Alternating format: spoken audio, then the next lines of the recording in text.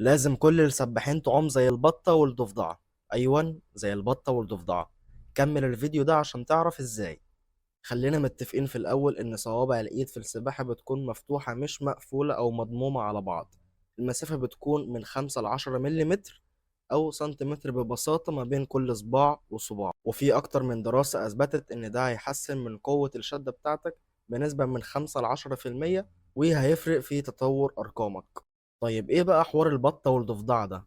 لما بتفتح صوابع إيدك شوية ده بيزود السيرفس اريا أو المساحة السطحية، يعني الجزء اللي بيلامس المية والمية اللي ما بين صوابع ايدك. وكل ما السيرفس اريا هتزيد القوة المؤثرة من المية هتزيد وأدائك هيبقى أحسن طبعا، وهتنتج قوة أكبر.